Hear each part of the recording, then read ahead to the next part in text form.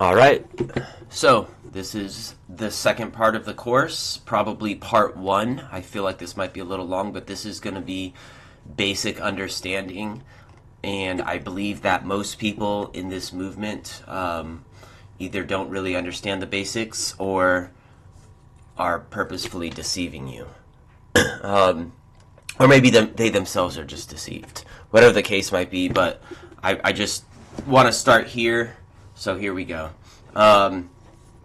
Who created what? This is the most important thing. And it all starts off with creation, right? If you were created by something, there's this legal maxim: he who creates controls, right? He who funds governs. He who authors governs. He who builds the house lays the law. He who establishes enforce. He who designs the system dictates the rules, right? So what is a legal maxim? It's a well-established principle or preposition of law that is universally recognized and serves as a foundation for legal reasoning.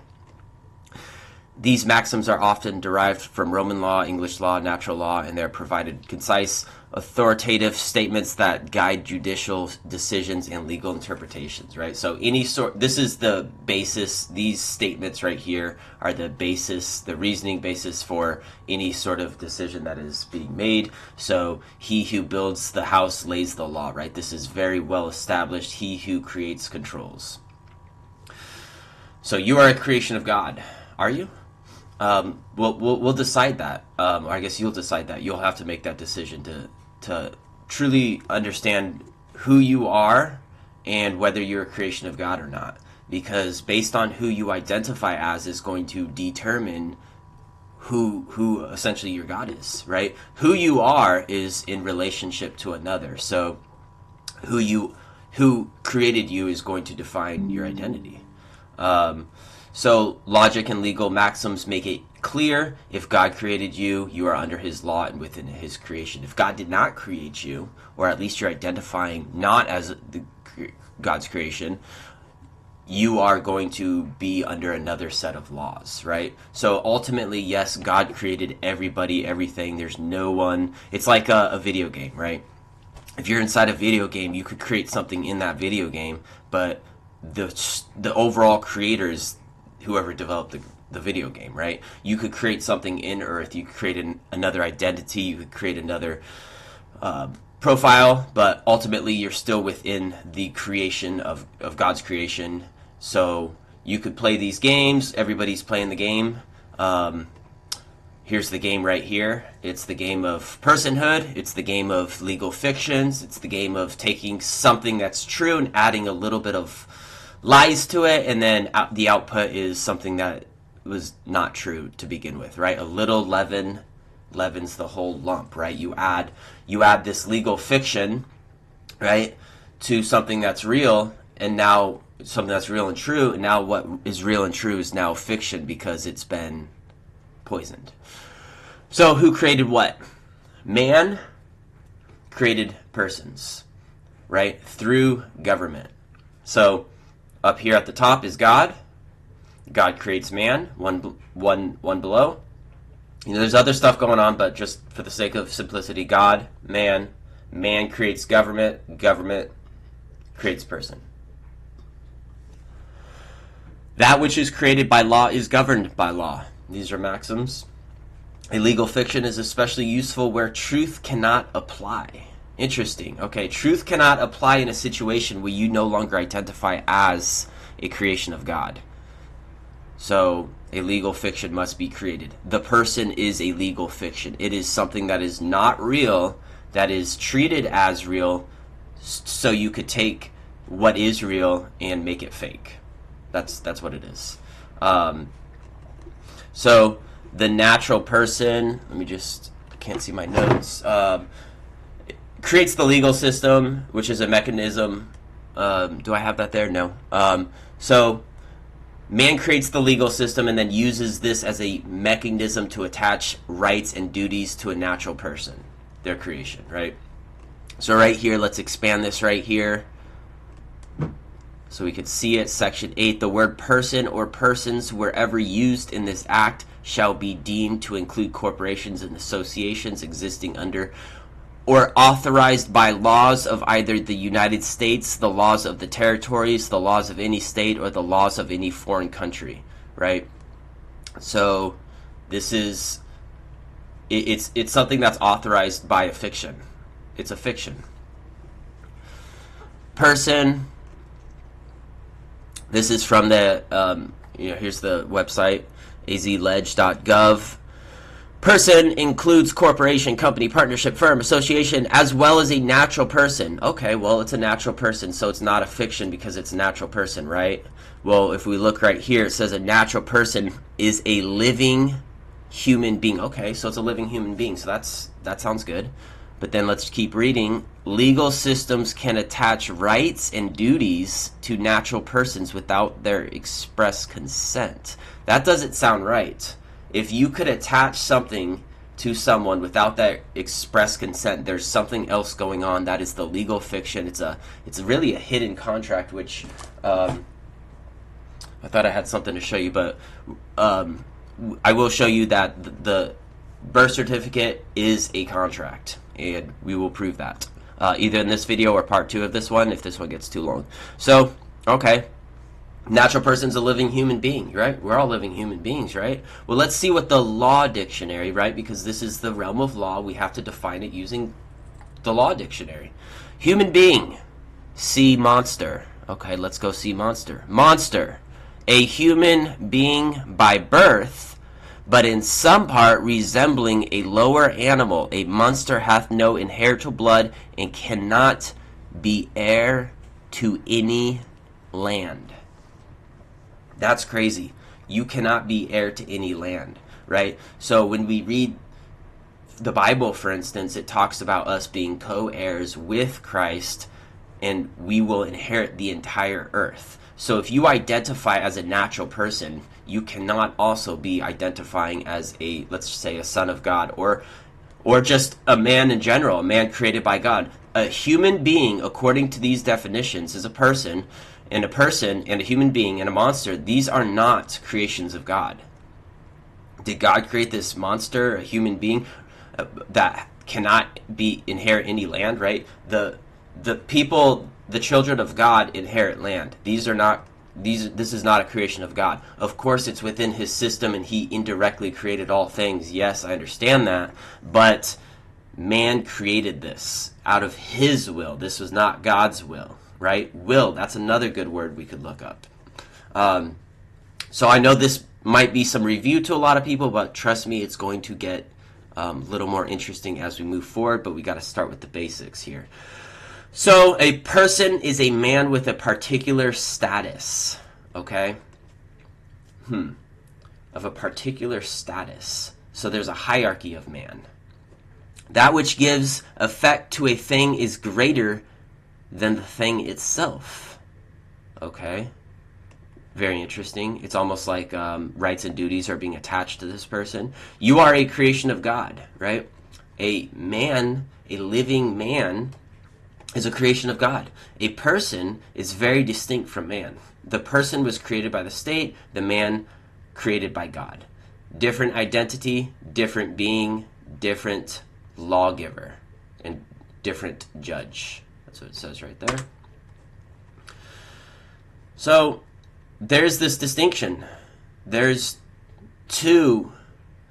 at least two different statuses that you could occupy in this world. You could be a man or you could be a person. If you're a person, you're a creation of this system over here, the system of mammon, essentially, and he who creates controls. Whoever created this system over here, that's your God, essentially, right? That's the lawgiver, right? The lawgiver, the judge, that's the creator, that's the God, right?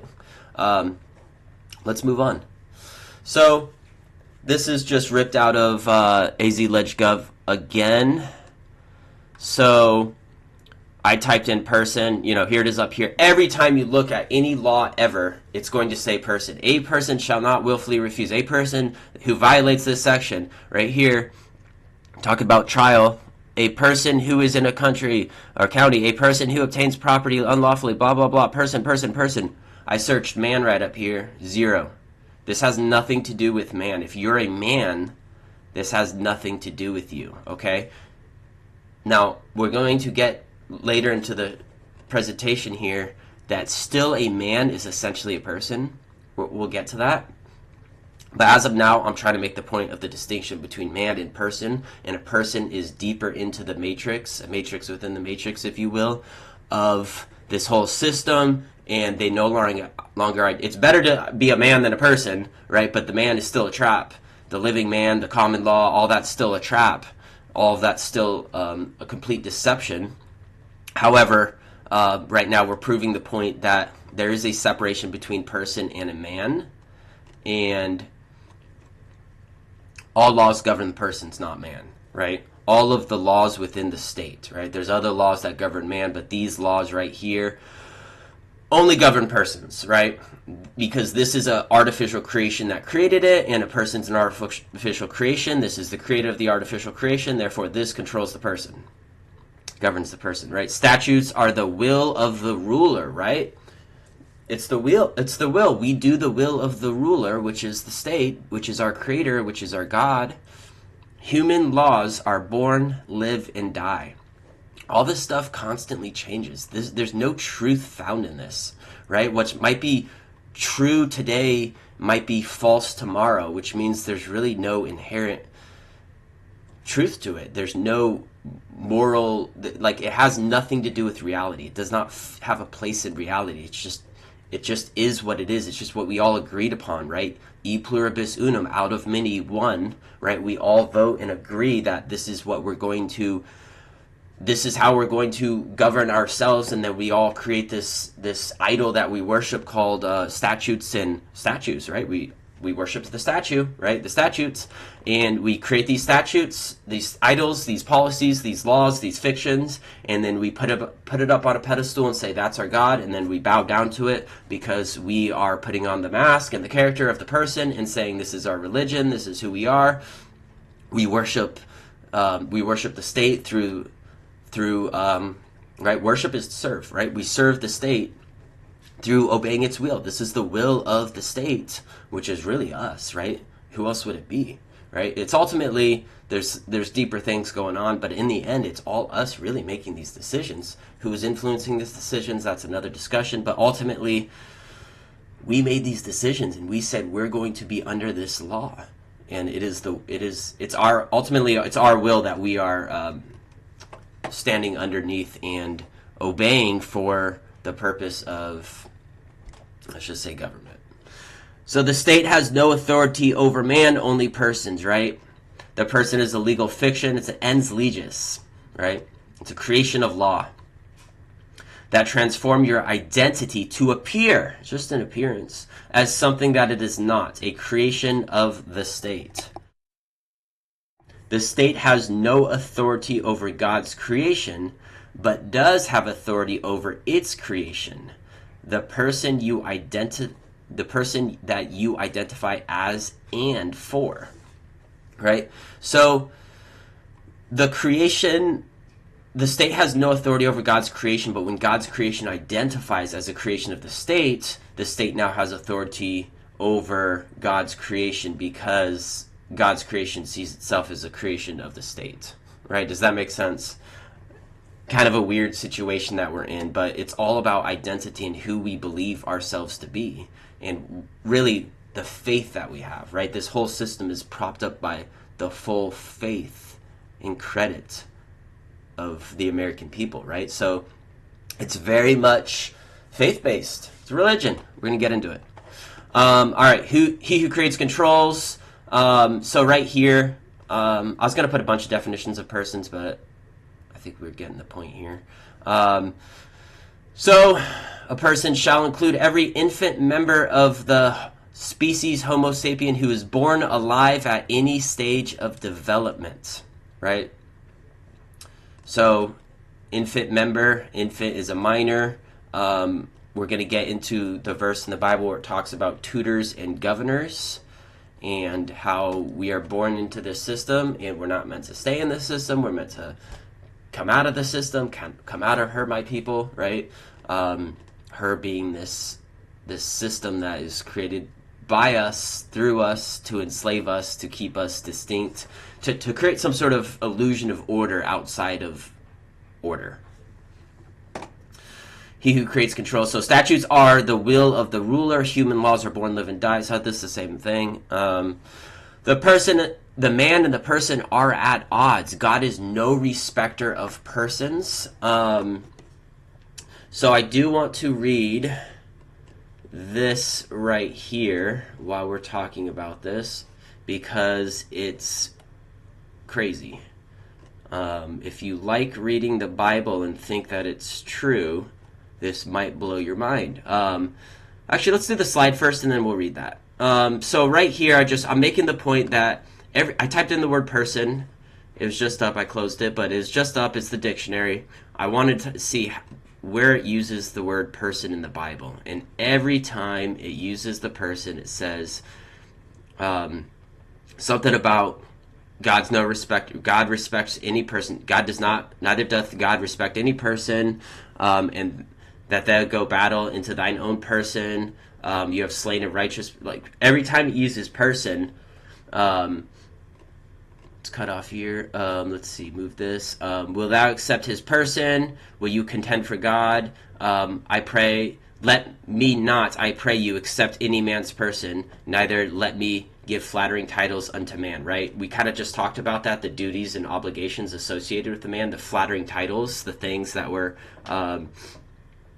added to it.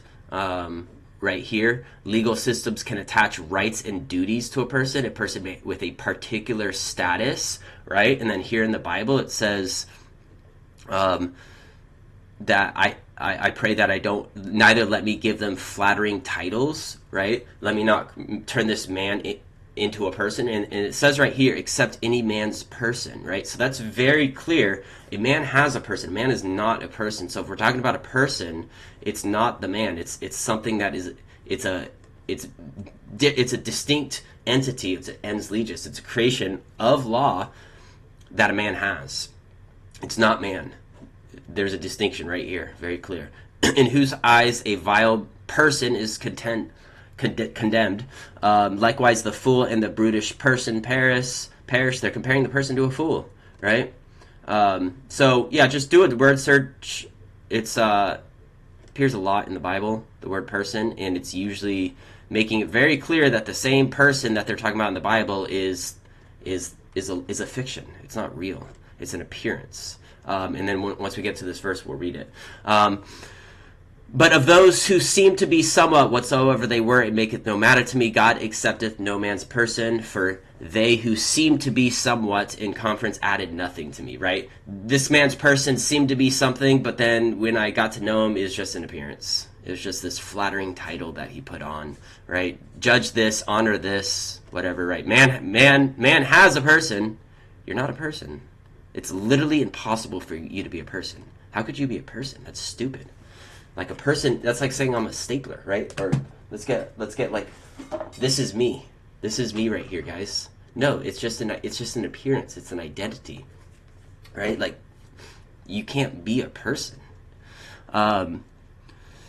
So right here, this is person. This is defining person. Prosopon in the Bible, Hebrew word or Greek word 4383. So New Testament. Appearance. Maybe we should look up appearance. Because, if we don't know what that means, that's not going to help us. So visible state or form, right? We talk about form a lot. Form as opposed to substance, right? Let's just say a gold certificate. A gold certificate is the form. The substance is the gold, right? The gold has a gold certificate. But the gold is not the gold certificate. It's its form, right? The man has a person, but the man is not the person. It's its form, right? The gold forms into a certificate so that we could easily transfer gold without carrying physical gold, right?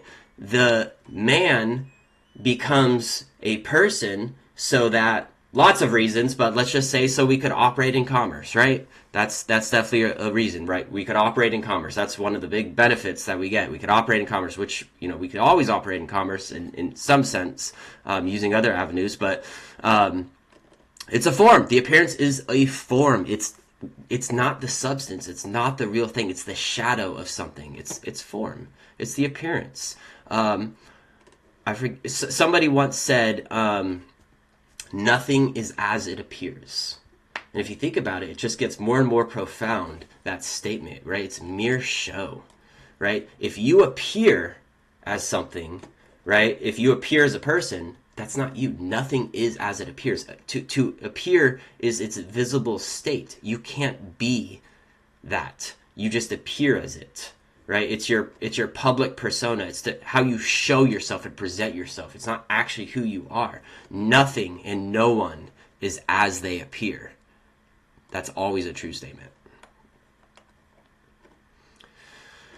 Man is created by God and governed by his law. So God alone can give law. All of the system actually is based on God's law. It's twisted and flipped upside down, but it's based on God's law. It's really it's a perfect mirror image, but a mirror image is opposite, right? But it's perfect. It looks just like it, except opposite in every way, right? The right eye is the left eye and vice versa. Like everything's completely opposite, but it's a perfect mirror image. A legal fiction cannot operate where truth is present, right? So if you're a person, you're not operating in truth. This is a maxim.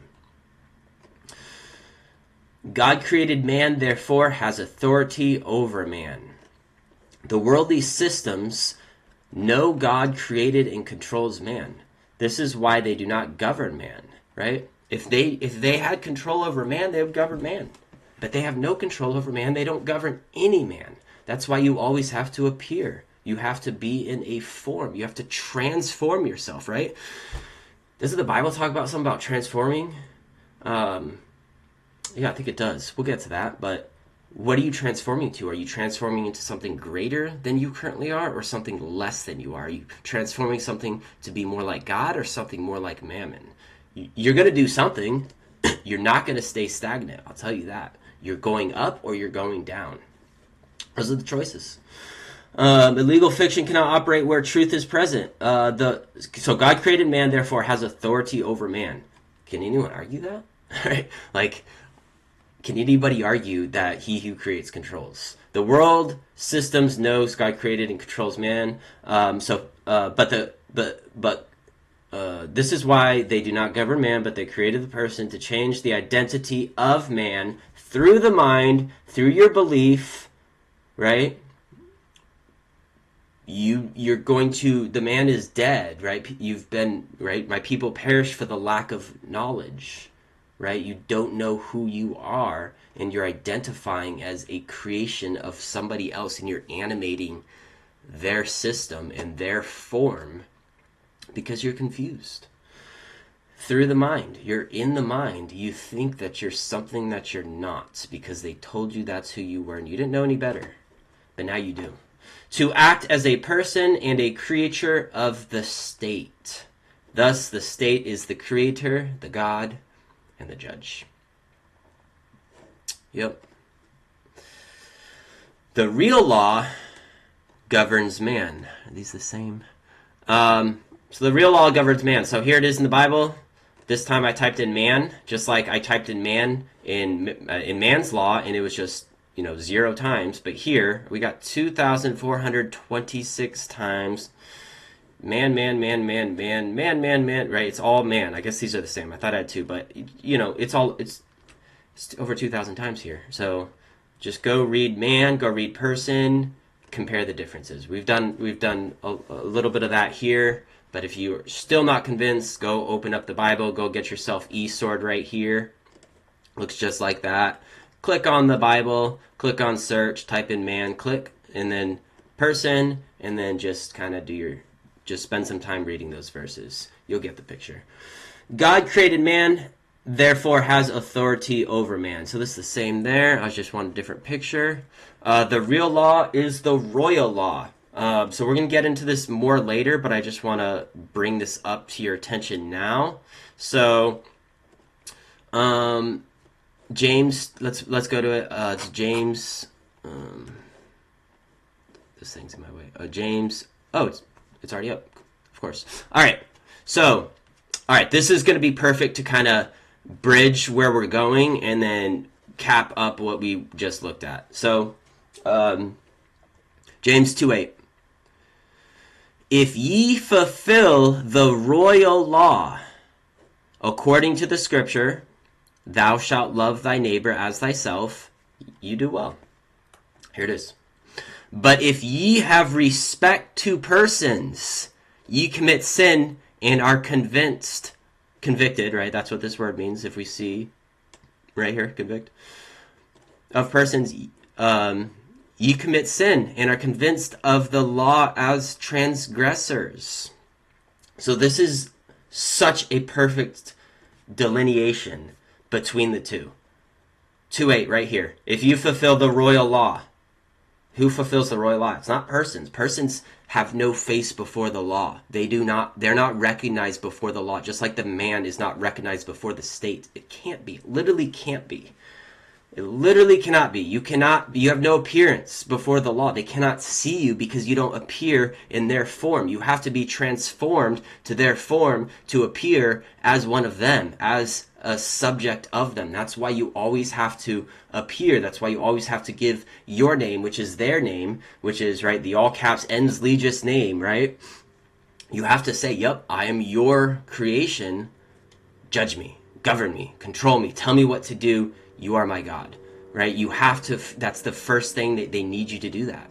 But if you have respect for person, right? So it's saying right up here, if you fulfill the royal law, you can only do that as a man according to the scripture, right? What's the scripture? It's about man. Thou shalt love thy neighbor. Persons can't love. Persons can't love.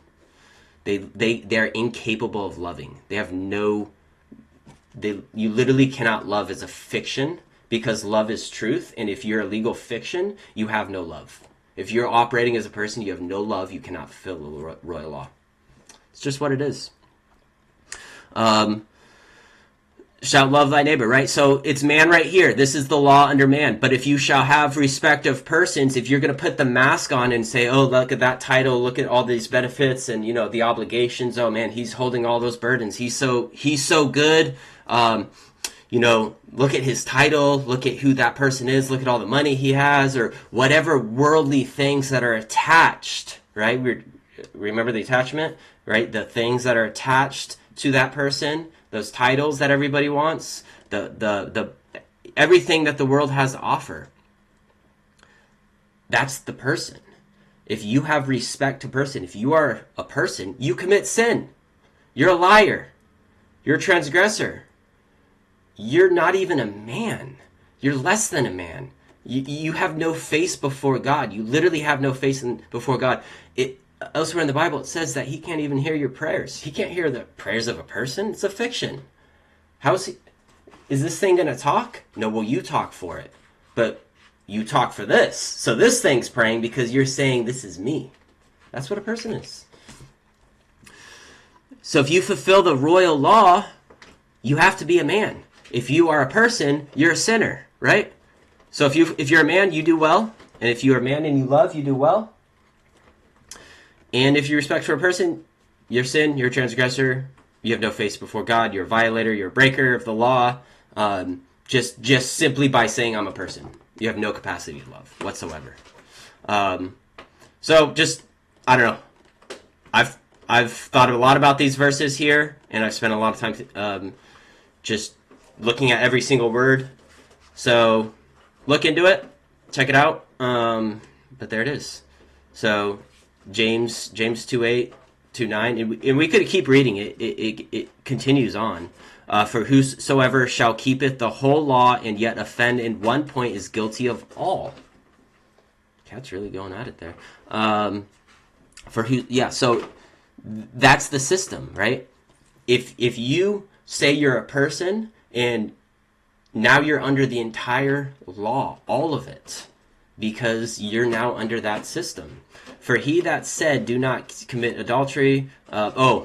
Okay, we gotta go up to this part real quick because this shows the entire system right here perfectly.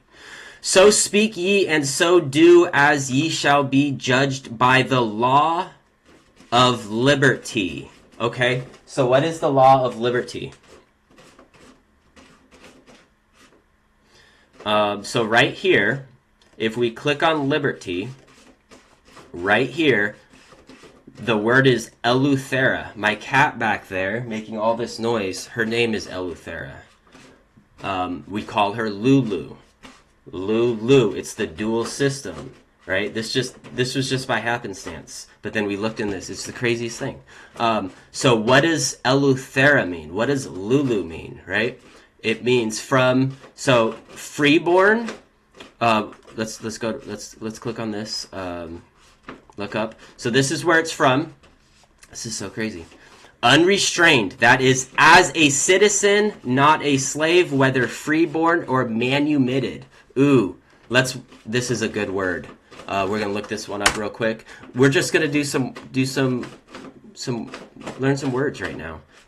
Manumitted. Oh man, have you ever heard this word? Manumit. To set a slave or captive free, to release from one's power, set at liberty, literally to send from one's hand, control from, and then it's from manumittier. Power of a master. All right, so it's essentially to set somebody free, and then manumission, liberation from slavery, bondage, or restraint. Christ's redemption of mankind, freedom from feudal servitude. Also, an instance of such release, freedom, emancipation, right? So that's the two parts of it, right? It says whether freeborn or manumitted, right? That's where this word is, the root of this word is. It's from 1658, but the actual word 1657, it means freedom, right? Liberty.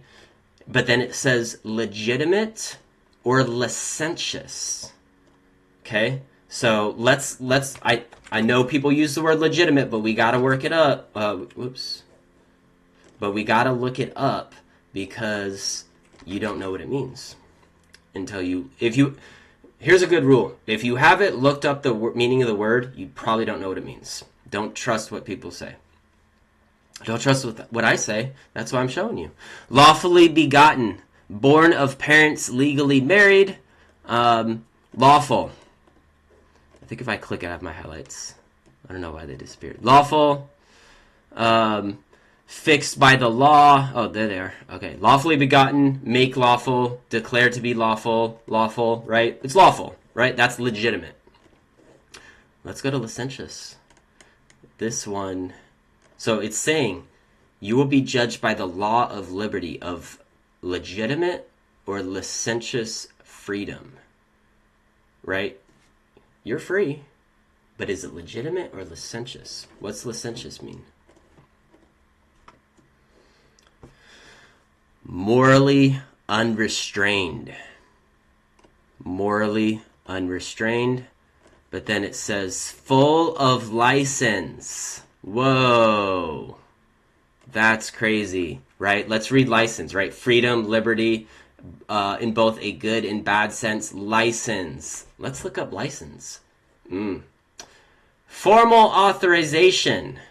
Okay, like, it's so funny how these go. Like, okay, we literally now have to look up every single word and go down this little rabbit hole to figure out what licentious means. Because what's formal authorization? What's official permission? What's a permit? Right? Let's just go with that. Right? What's a permit? Permit is to allow something to be done. Who allowed it? To suffer to be allowed. Right? It's to let to allow something to be done, right? When we really put all these words together, formal authorization, right? So somebody authorized it. It's a formal authorization. Act. Oh man, it's an act. An act of authorizing. It's just an act. It's just an appearance. It's not real. It's just an act. They authorized it. The author authorized it through their act. It's an act. They're just acting. So a license is the act, the appearance of allowing of authorizing something, of permitting something that would otherwise not be allowed, right? It's official permission. You don't ask for permission for something you're allowed to do. You ask for permission for something you're not allowed to do, right? So it's freedom. It's legitimate or licentious, right? I have license to do this freedom because I've been authorized by whoever's in control of me, right? That's licentious freedom. And then licentious, let's go back to that definition. Morally unrestrained, right? It's not about what's right and what's wrong. It's about what's permitted, what's authorized, what have they allowed, right? I said both in a good or bad sense, right? I said earlier, laws aren't about what's right or wrong. It's and they're constantly changing, right? So it's not about what's right or wrong, what's moral. It's about what has been authorized, what has been permitted, what have they allowed us to do. So that's the system. It's legitimate or licentious. Are you the firstborn? Are you doing this lawful? Or are you doing this under license? If you're doing it under license, you're doing it under an appearance. If you're doing it legitimately, you're not doing it under appearance. You're doing it through the substance, the actual being. It's not an act. It's not an appearance. It is, right? All right. So that was fun looking into some words. So yeah, basilikos nomos is the royal law. Sovereign basilikos, it's the royal law, right? If you fulfill the royal law, you do well, which is to love one another, right? What does love mean, though, right? Now we got to go find out what love means. The real law is the royal law. So yeah, we've already read that. Just one of those images there. Legitimate or licentious. So we kind of already did this word study, but there it is again. But if ye have respect for persons, you commit sin and are convicted of the law as transgressors. Because it's licentious freedom. It's freedom that's only it's because it's morally unrestrained freedom that has the appearance of being okay because somebody else authorized it. Who authorized it? Well, you actually authorized it through the mediation of the government, the state, which you created, right? E pluribus unum, out of many, one. We created this system, and then we say, oh, this higher power that I created and that I stand under says that this is okay for me to do, therefore I'm going to do it. That's licentious freedom, right? Where it is legally, or I should say legally okay for me to break the moral law, the legitimate law. That's licentious, right? I'm not going to go to jail for it.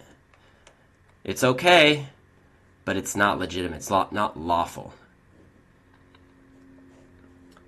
right? That's the split paradigm, right? That's the two systems, the licentious or legitimate, right? We're going to get into Jacob and Esau, but before then, we got to do some more stuff here. But the Bible, like all this, the Bible talks about this, like these stories over and over and over. It's the same story, basically over and over. Just literally talking about this stuff right here, about the false, the fiction that we create so that we could do whatever we want basically so we could become our own gods, right? That was the thing in the garden, right? You eat of that fruit and you will be as God. That is the big problem of today. Everybody is taking the place of God rather than appearing as God and being one with God and really being his form, right? He's the substance, we're the form. So the person is your legal fiction. A little leaven leavens the whole lump. A fiction is a lie that once assumed to be true makes the lie become true, right? If you assume a lie is true, then whatever you put, you could add some false to something and then it's assumed it's all true. This is pure foolishness, but you agreed to it, right? We could agree that the sky's purple, right? If you and I agree to it, we could sign a contract and it is a legal fact. It's not true, but it's a legal fact. We could look up what a fact is, a legal fact. But it's a legal fact between us, according to our contract, that the sky is purple, and we must assume for our business dealings, according to that contract, that the sky is purple, right? It's a legal fact, right? We just created a legal fiction and embedded it into this into our contract. We agreed upon it because we're fools, and now the sky's purple, and nobody could tell us otherwise. In fact, it would be if we agreed on that and you started telling me the sky's blue, that would be illegal. It would be against the contract that we created. So truth becomes illegal when a legal fiction is seen as truth. And you are the legal fiction. And the legal fiction is the person, and the person is a part in a drama. It is an assumed character. It is a mask. It is a false face. It is something that you put on so you could cover who you really are, and you could act according to who you want to be. You could become your own God. You could do whatever you want. You could act according to licentious freedom. You have license to do whatever you want. Just put the mask on. Just put the mask on, create a new law. You could do whatever you want. You don't need legitimate freedom. You could just have licentious freedom through the person. The difference is the legal system is trying to be as God, and you are appearing as and representing God by name, Israel, as a son of God. So you're still God in common law. This is a note that's supposed to go somewhere else. The kingdom of God is when God's rule is fully recognized. This is all supposed to go somewhere else, but good stuff. The legal fiction. All right, we're finally here. Kind of talked about it a lot, but right here we've got it. Legal fiction, a fictitious or abstract entity, mental, legal construct. It's something you created in your mind. Remember, the battlefield is in the mind. It's all about the mind. You change your appearance, you change your form, you transform who you are in your mind.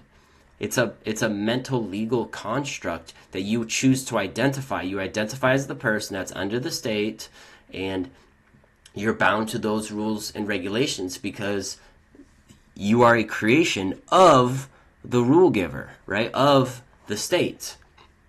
There it is again. Little leaven leavens the whole lump. That's a good one. This, I don't think this makes sense. I was going to fix it. Forgot to fix it. But a fiction is a lie that once assumed to be true makes a lie become true. So, I mean, I could still kind of get my point across here. So if you take A, which is a fiction, right? Let's just assume, hey, or I guess it'd be true. If you take A, which is true, that's what I needed to fix. So yeah, I am a man, okay? And I add a fiction, something that's assumed to be true, right? That I wear this mask of a person. Therefore, if I take something that's true, add some false to it, but the legal fiction is assumed to be true, what comes out is something that's not true, but because the legal fiction is assumed to be true, the whole thing is true. But only in law, just like the sky is purple. It's not purple, but we took the blue sky, we said it's purple, and now the sky is purple. It's true that the sky is purple according to this legal construct that we made mentally in our heads. But it's not. It's just an appearance. It's just a form. It's not real. It's a fiction. Okay, here's a fiction law. Let's just read this.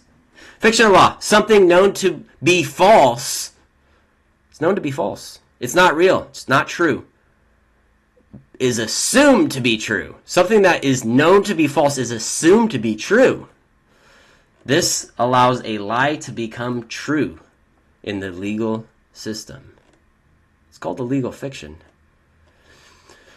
Fiction, an assumption of or supposition of law that something which is or may be false is true, or that a state of fact exists which has never really taken place. Huh. Interesting. Okay, I mean, yeah, I guess that's what a fiction is, but it's crazy that we identify as these things, as a legal fiction. Of course we identify as it, because God created us and we're saying that the state created us. Of course we identify as a legal fiction. There's no other way. We have to be living in la land. We have to be in a fantasy land, in complete delusion. That's exactly where we are. That's exactly what we're playing, because we are just a bunch of characters playing a role, right? A part in a drama. You're just an actor, dude. Hopefully, I think we might get to it, but in the Bible, it lays this whole thing out. It's crazy. The person is a fiction, making the man play a fictitious role. That's if this is who you are, you're just your entire life is just pretend. Has no place in eternity. It's all pretend. Nothing will. You die, everything's gonna die with you, because you're fiction. You're not real. You've taken the substance that God has given you and you've transferred it into a fiction so that you could animate this fiction. Hi guys, like this is me. Look guys, I'm this is who I am, right? It's not who you are. It's an outward appearance. It's something that you're pretending to be. So much to the point that you don't even know you're pretending.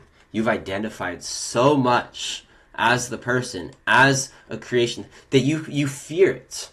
You fear the system of control because you know that they have absolute control over you because you are a person. If you didn't identify as a person, there would be no fear, right? That's why in the Bible it talks about the fear of the Lord and to fear no man, right? To fear the man is to have it's a fiction. If you're fearing man, you're playing a role. It's not real. For there's no respecter of persons with God. God does not respect persons. He does not even see me when I have this mask on. Acceptor of a face, right? So there's two words that use in the new, at least two in the Greek in the New Testament for person. This is the other one. The other one we already defined, but this is the other one. Acceptor of a face, right? Here's my face, right? What is a face? Outward appearance, as contrasted to some other reality. Reality, right? This isn't reality. It's just an appearance. All right. This is good. All right. The person creates the matrix. The word that I've been using for matrix is dissimulation. I think it's the best word to use because it really it really shows how the matrix is created. And it's really simple. We've already talked about it. It's through legal fictions. It's through lies. So, burning lips and a wicked heart are like a potsherd covered with silver dross, right? You take a pot, you throw it on the ground, it's all broken, and then you put it all back together and cover it up with silver. It's going to look really good, but the actual pot itself is destroyed. It's dead. It's absolutely dead. It's ruined. It's broken. It's potsherds, right? It's cracked. But you cover it with the appearance of silver, and nobody will know the difference, right? The outside of the cup is clean, but the inside is dead, right? He that hateth dissembleth with his lips, and layeth up deceit within him. If you hate, you are speaking, you are dissembling, right? Right there. So, let's read dissemble. Assume a false seeming. What does seeming mean? It's a good word, so we'll look it up, and we use it a lot. So, or seem at least, right? It's seemingly. Is that so? Well, seemingly, right? It appears. Oh, it's an appearance again. We're talking about appearances again. Nothing is as it appears, right? Conceal real facts, right? So if you dissemble something, if you dissembleth up here, you're concealing the facts. This is the fact. This is the concealment of the fact. It's the mask. Oh, there it is. The mask, the truth about oneself. I'm going to dissemble. This is who I am. This is my mask to dissemble the truth about myself. To make unlike, to conceal, to disguise, right? Man, it's almost like the Bible is like warning us about this or something. This is crazy. He that hateth, if you hate, right? There's Jesus speaks on this. He says, out of the abundance of the heart, the mouth speaks, right? What the heart is going to be abundant with love, or it's going to be abundant with hate. Right? So if you hate, right, when you speak, right, he that hateth dissembleth with his lips. So if you're speaking with hate, it's out of the heart, it's just going to come out of you, and lies are going to come out. Because if you are dissembleth, you're hating, you're speaking, and you're speaking hate, you're speaking lies, you're concealing the fact because you hate. If you have hate in your heart, you're not speaking truth, right? Just like if you have a mask over your face, you're concealing the truth. So, I mean, that's a crazy idea. If you have hate in your heart, you can't speak truth. It says right here, he that hateth dissembleth with his lips, and layeth up deceit within him. When he speaketh fair, believe him not, for there are 7 abominations in his heart. I think we're going to go over those if we get to it. Whose hatred is covered by deceit, his wickedness shall be showed before the whole congregation. Man, he that speaketh fair, right? The people that hate you are gonna speak fair. They're gonna smile at you. They're gonna have that beautiful mask on, but they're dissembling with their lips. They're assuming a false seeming, right? A seeming is something that appears. It's an appearance.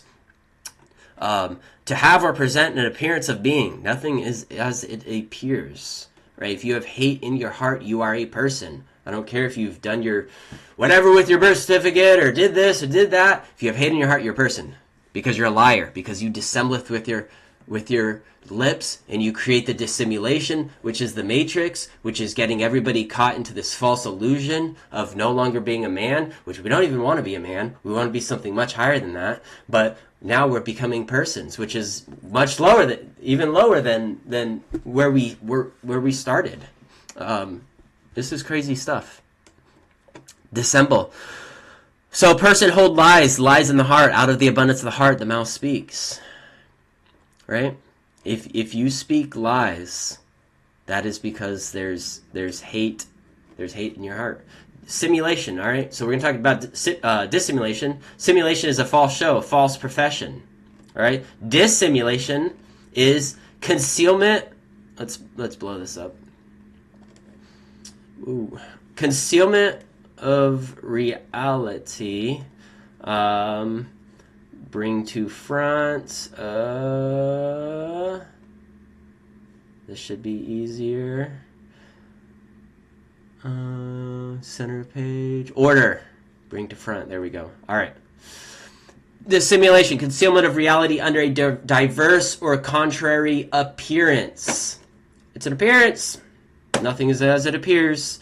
A disguising concealment. Dissembling. To make unlike concealed disguise. To imitate. Copy. Represent. Resembling. Okay, that's what it means to dissemble. Okay, so now I want to show you something that I did not have prepared, but it's fitting for this moment and how this conversation is drawn out. So we're going to talk about the earth and the world. The earth is God's creation. The world is the dissimulation, right? So we got earth right here, and we look at the word earth. If we could pull it up. And the earth means the land. I don't know if you saw it. Let's fix this. The earth is the land, okay? You could go and do this, and probably 906 times you're going to see that the earth is land every single time, just like man is God's creation, and the person is the man's creation, let's just say. Man is God's creation, and then person is, trying to do two things here, but God created man, and then the system of mammon created the person. Likewise, the earth, God created the earth, and then the system of mammon created the world. So let's go here to John 16:20. Verily, verily, I say unto you that ye shall weep and lament, but the world shall rejoice. The world, the masculine, feminine, and neuter, the definite article, and others that use this. All right, let's go to cosmos. There it is. Okay, so most of the times it's this word 2889, cosmos. I clicked on one that's a little different, but if you actually look at it, it's pretty similar, but this is very blatant right here. So it says an orderly arrangement. This is the world, right? This is the world. And it says that the world is an orderly arrangement. It's a decoration. This is a decoration, right? This is not who I really am. It's something. Let's look up the word decoration. Let's go and do it. That's what we do. Covering of blemishes with cosmetics. Acting or action of adorning with something becoming or ornamental, right? To decorate, to adorn. So it's to cover something, right? And then let's do orderly, because we got an orderly arrangement, right? To do orderly, so order, military attendant who carries out orders, right? What is the order, right? So we could do order. So it's something that was ordered. Body of persons living under religious discipline. Ooh. So orderly arrangement. We'll do arrange. We should do arrangement. Arrangement. Act. It's an act. It's always an act. Act of putting in proper order. It's an act. Nothing is as it appears. It's acting, right? Let's look up the word act, right? So an orderly arrangement, it's just an act of putting things in order. A decoration, it's concealing the truth. It's dissimulation. The world is the dissimulation. The earth is God's creation. I don't live in the world, right? After this, we'll do world. Sounds just like it. A thing done. Right, a doing, a driving impulse, a setting in motion, a part in a play. Right, it's a part in a play. It's a thing done. It's a part in a play. You're reading your script. You're just filling. You're just acting. Right, you're a person. You're putting on the mask. Your character in play. Whirl. Right, it's the world. The world is to move in circular motion, move radically. There it is again. Act of whirling. But the whirl, there it is right there. Boom. Confused activity. That's where you live. Let's look. We're going to look up a lot of words because this is getting fun, but confused. What does confused mean?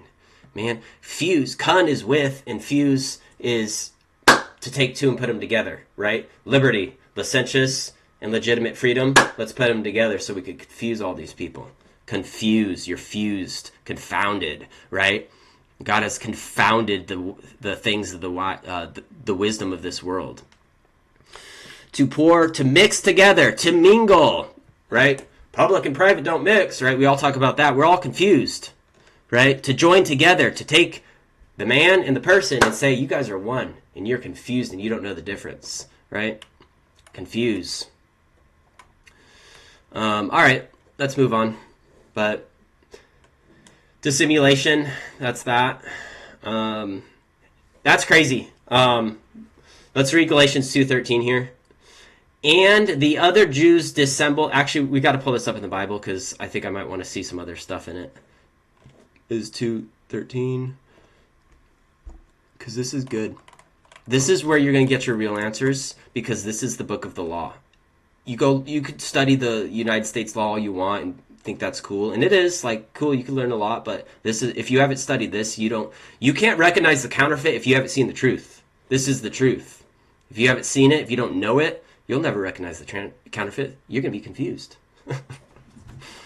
For before that certain came. Okay, so basically they're talking about circumcision, and Paul's writing this. He's basically saying. Peter is talking to all these Jews, and they're talking about the circumcision. He's getting caught up in this. The Jews that are talking about the circumcision, I'm pretty sure, yeah, circumcision, yeah. That's what they're talking about. And the Jews are like, hey, you need to get circumcised. And Peter was in there, and it says that he got caught up in the dissimulation. Okay, so let's read it. And the other Jews dissembled likewise, right? Dissembled. Let's pull this up a little bit so we could just close this. To act, oh my gosh, we're always acting. Oh, and we got to look up this word real quick because it's good. All these words are good. Every word that you don't know the meaning of, look up and it'll probably blow your mind. So hypocritically, What we use that word all the time. What's it mean to be hypocritical? It's the act. It's acting a part. It's pretending, right? Like, it's literally everywhere. It's just an act. You're just pretending, right? It's not really who you are. You're just acting, right? The Jews dissembled. They're not actually people. They're not actually man. They're just acting as persons. They're acting as Jews, right? They're dissembling. It's just an act, right? So, and the other Jews dissembled likewise with him, insomuch that Barnabas also was carried away with their dissimulation, right? Dissimulation, acting under a feigned part, okay? So the dissimulation is the act, it's the play, it's the stage, and to act a part of the dissimulation, you need to put your mask on so that you could act under your feigned part. I think I defined feigned, but maybe not. I did. Here we go. Acting under a feigned part. What does feigned mean? It means it's a disguise. It's to conceal. It's deceit. It's falsehood. It's to conceal one's real meaning. It's to dissemble. All these words just connect. It's crazy.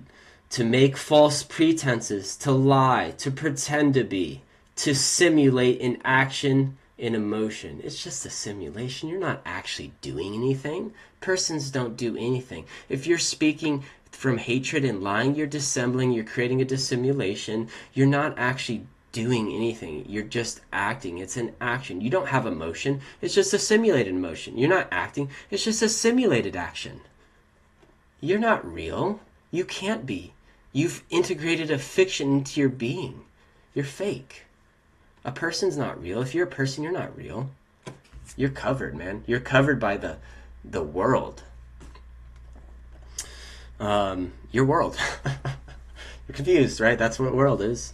The person is dissembling the truth by adding legal fictions, lies through the hate in the heart. This is kind of what I just said. And turning the truth upside down and creating a false dissimulation, in which the truth is a fiction and fiction is the truth. This is done by changing the identity from a creation of God to a creation of man, the person. We could probably stop right here. But I got a lot more to go. But man, that's probably a good stopping point, to be honest. Like, just stop and think about this. We'll go a little longer. We'll go to Jacob and Esau, and then we'll cut it, because this right here is everything. Like, if you really get this part up to here, the dissimulation and just how we are creating the world. We're creating this false reality because we're putting these masks on, and we're putting the spirit that God put within every man, a spirit that animates this body, and we're using the spirit that He gave us to animate this body, that corporation, that God, corporation, that body, right? There's two bodies, right? What body do you serve? There's two systems. There's the earth and the world. The earth is going to be legitimate, lawful freedom, and then the world is going to be licentious freedom, where you are acting a part because you're doing something that you're not supposed to do, but you have permission. You have permission to do it. And ultimately you gave yourself the permission, so it doesn't really count. But you're confused, so it's okay. But you're not confused anymore. Not if if you're still confused, watch it again. Go look up every word, read the verses, do your due diligence. I can't hold your hand more than this.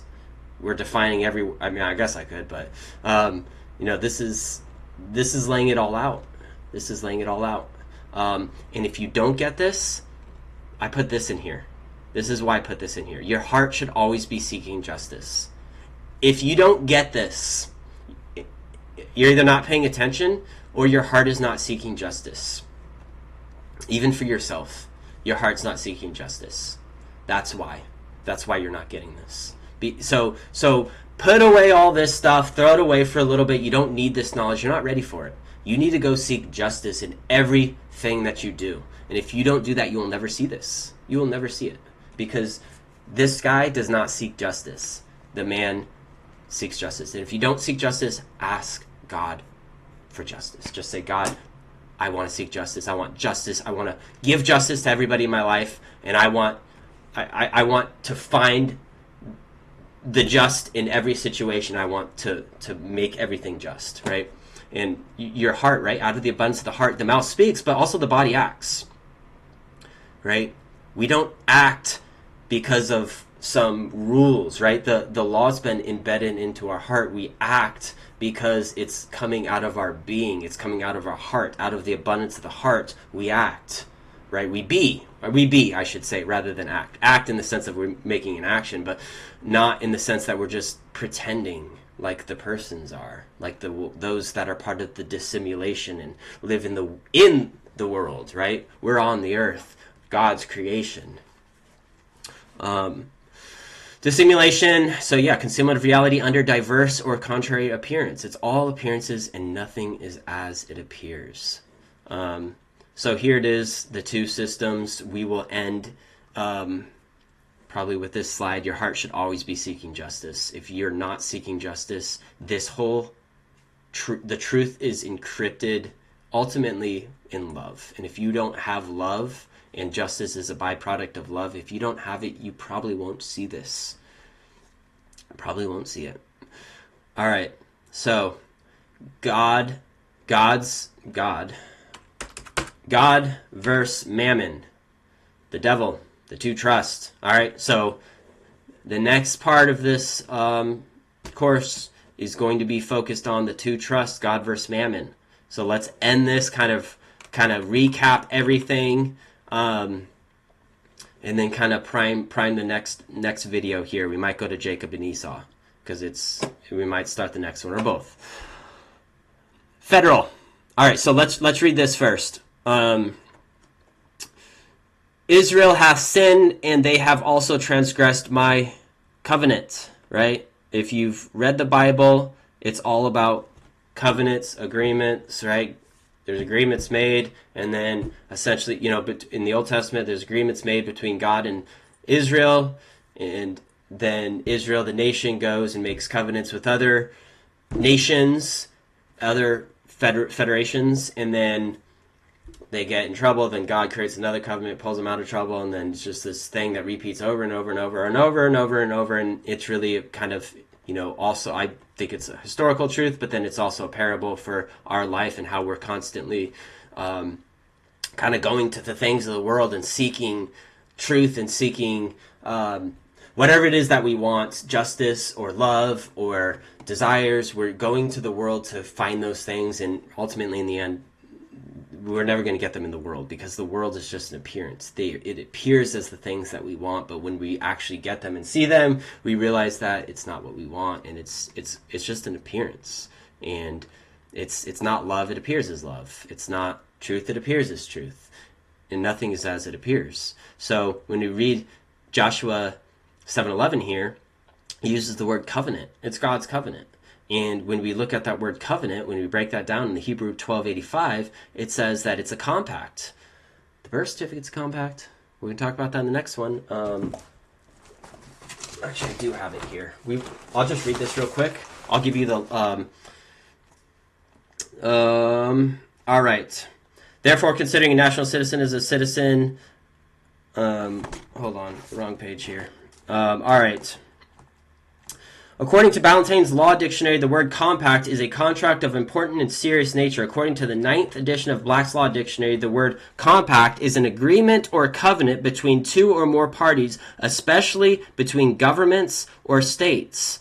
When considering the Constitution of every state of the United States as well as the Constitution of the United States, they are defined as compacts according to the case Chisholm, Chisolm versus Georgia, 2 USC 419, 440, 1793, US Lexus 249, 2 Doll 419, which states, every state constitution is a compact made by and between the citizens of a state to govern themselves in a certain manner, and the Constitution of the United States is likewise a compact made by the people to govern themselves as to general objects in a certain manner. Therefore, by definition, the United States Constitution is not only a compact, but is also a contract and covenant as well. When considering the nationality and citizenship mentioned in the 14th Amendment, which states all persons born or naturalized in the United States and subject to the jurisdiction thereof are citizens of the United States and of the state wherein they reside, according to 18 U.S.C. 1101A 22, the term national of the United States means a citizen of the United States, and according to 8 U.S.C. 1101A 23, the term naturalization means the conferring of nationality of a state upon a person after birth by any means whatsoever. Any means whatsoever. Therefore, by registering of the birth certificate in a record of vital statistics in the county, municipality, town, or township of the person's birth, acts as a means of conferring nationality and citizenship.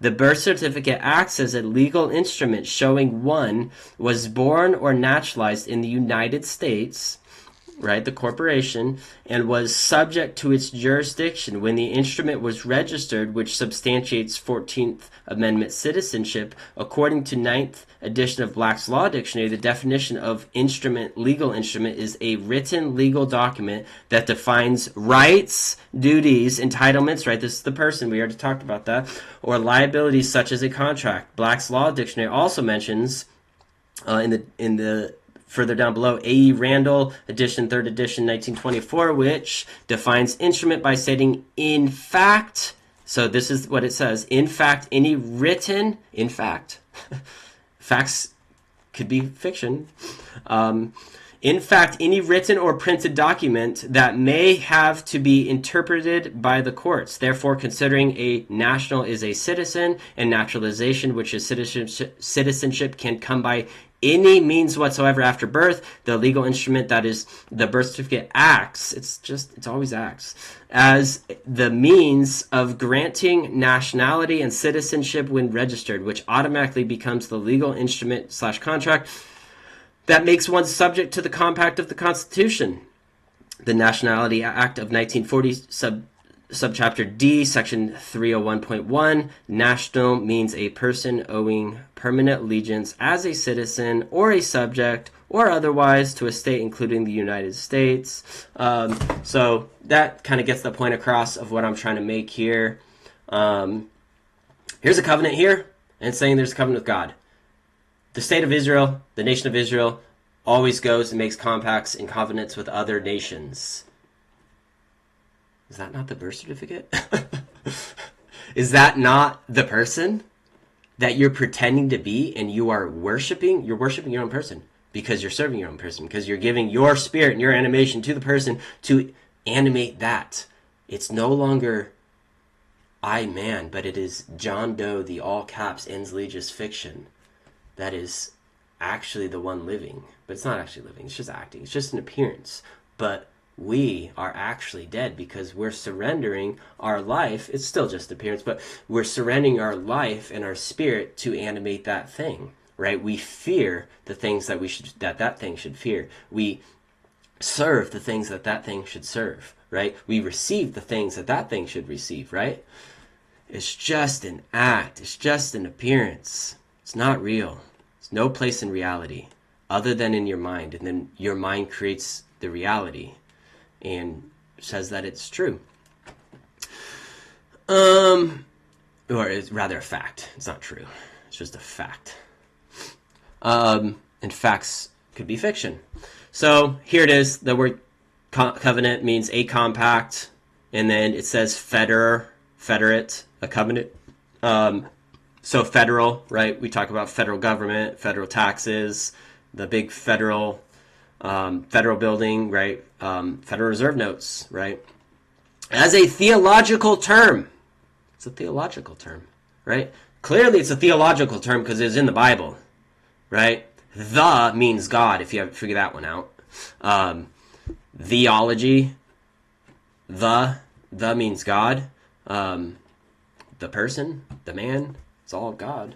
It's all God's. It's God's man. That means God. In reference to covenants between God and man, from French federal, in adjective formed from Latin foedus. So covenant, to trust, right?